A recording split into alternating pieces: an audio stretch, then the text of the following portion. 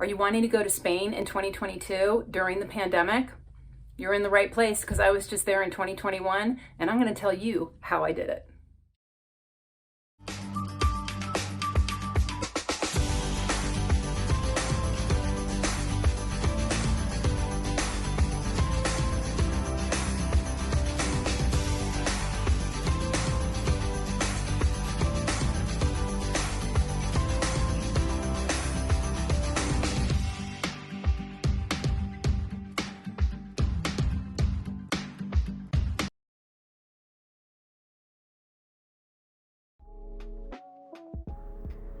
It would be a shame to miss out on traveling to Spain in 2022.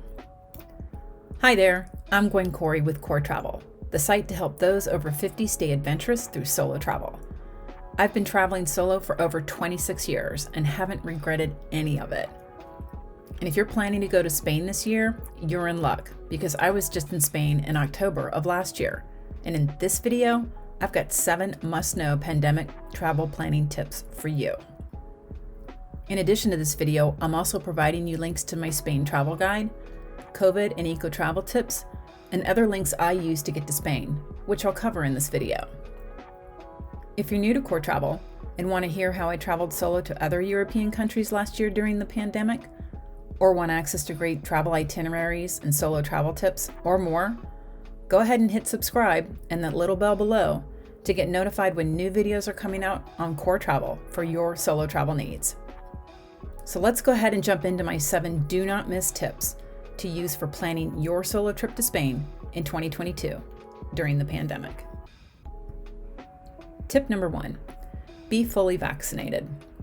And if you're not, you may want to reconsider traveling to Spain this year. Despite the obvious reasons of protecting yourself and others, let's just talk about travel feasibility. When I went to Spain last year, Spain was allowing those from the US unvaccinated to enter with a negative COVID test. Now, at the time of making this video, that is no longer. Only those from the US fully vaccinated may enter Spain. Folks, this may be the new normal for many countries. It's too early to tell. So be fully vaccinated before making any travel arrangements for Spain. And confirm your vaccination type and dates. Adhere to Spain's entry rules. I'll cover how to find this out in tip number 3. Also make sure you have the correct documentation to prove your vaccination. If you're from the EU, you're all good with your EU digital COVID certificate. And if you're from the US, don't worry. All I used for Spain was my white hard copy CDC card that showed my name, dates of vaccinations, and the type of vaccination I received, like Moderna, Pfizer, or Johnson & Johnson. When to go is a big consideration. Avoid going in the high summer season, months June through August, if you can. Remember what happened last summer when many countries were on lockdown for so long and then they lifted the travel restrictions right before summer, which is probably what's going to happen again this year. Some Europeans were so inundated last year with tourists dying to get out and travel, it caused many hotels to just sell out. Keep in mind, it's not just people from your country wanting to get out and travel again. People from practically all countries are wanting to get out and travel again, and everyone is dealing with their own set of travel restrictions dictating where they can go or not go. Plus, top locations will just be crowded in general, and prices are higher during the summer anyway. This pretty much goes for all of Europe. As the saying goes, if you fail to plan, you plan to fail. This is very true when it comes to navigating COVID travel rules. Researching country COVID restrictions and rules initially consumed half of my planning time for the 7 countries I visited last year. Once I figured out where to find information, that time scaled back considerably. And my 2021 research is going to help you save time this year.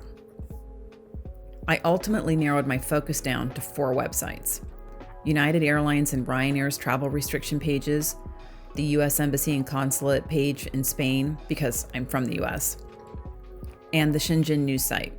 All of these links I'm providing you below. Why these 4? I had already found the necessary COVID travel information through Spain's websites before the airlines started posting their own travel restriction pages. So when I saw the same information on the airline sites, I knew they were good to use going forward.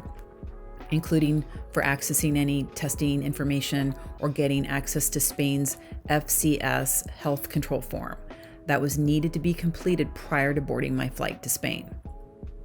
And United Airlines map is even more robust now than when it was when I used for planning, so bonus for you this year.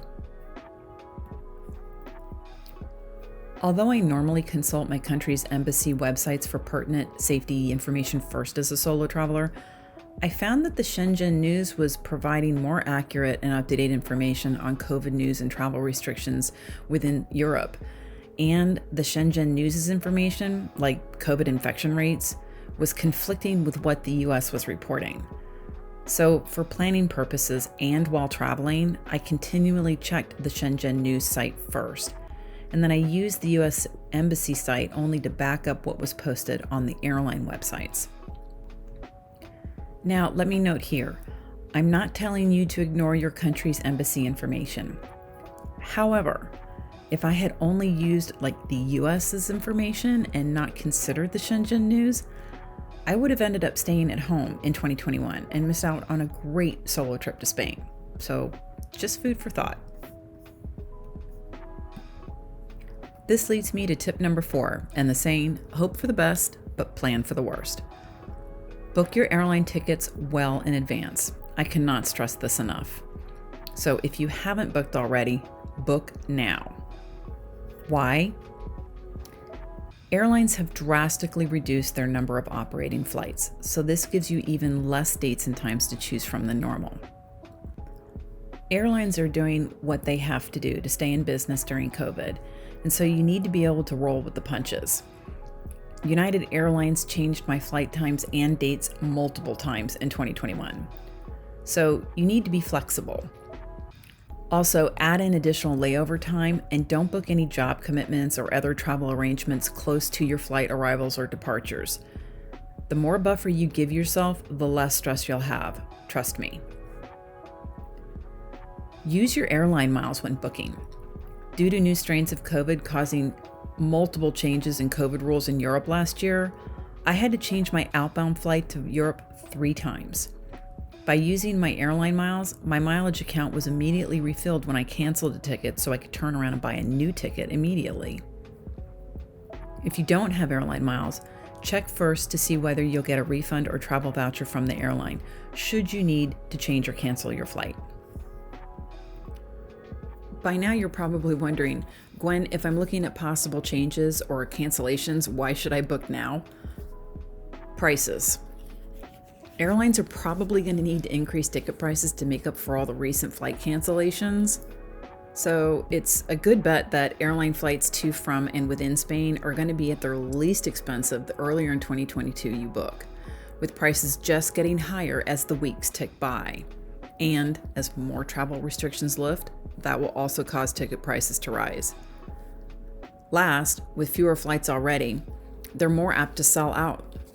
Don't assume that with less restrictions means more flights.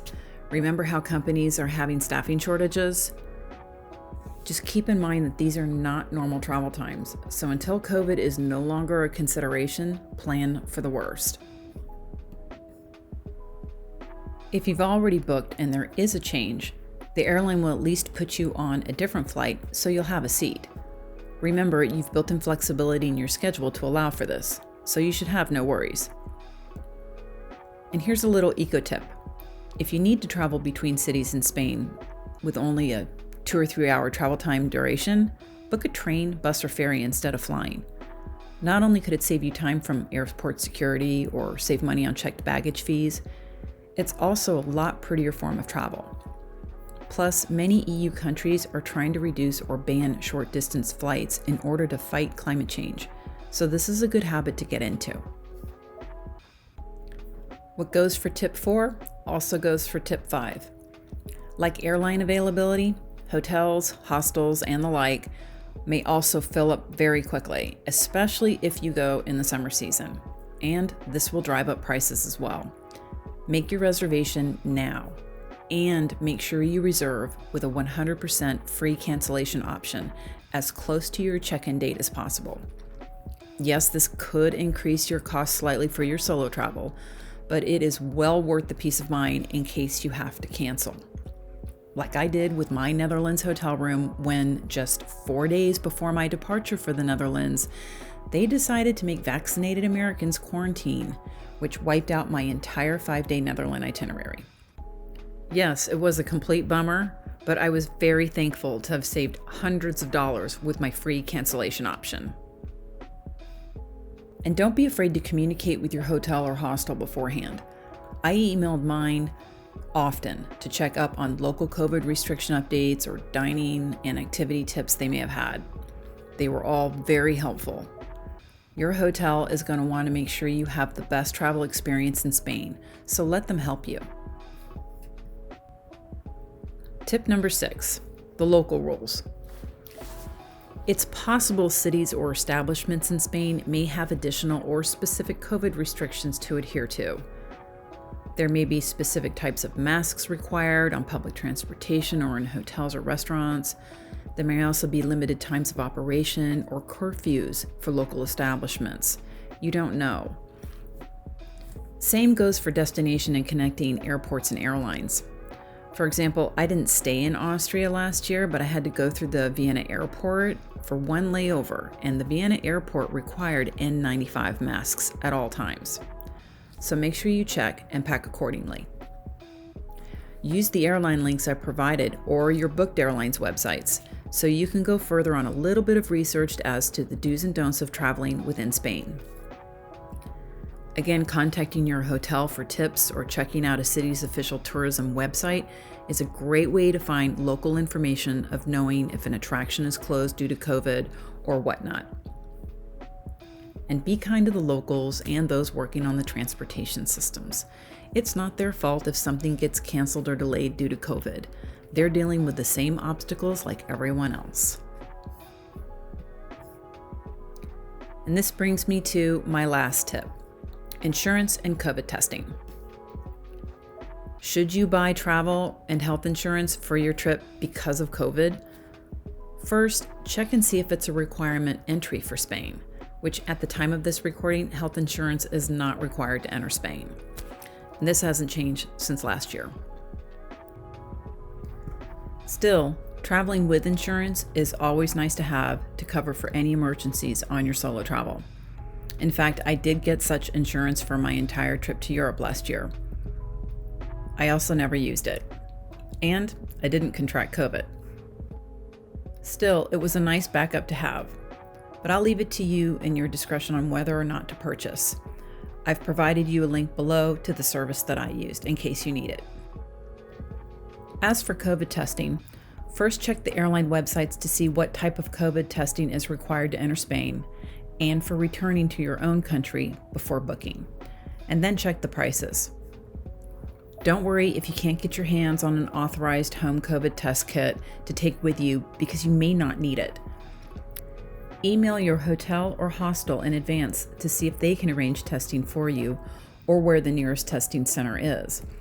My Madrid hotel gladly arranged my COVID testing for my entry to Portugal.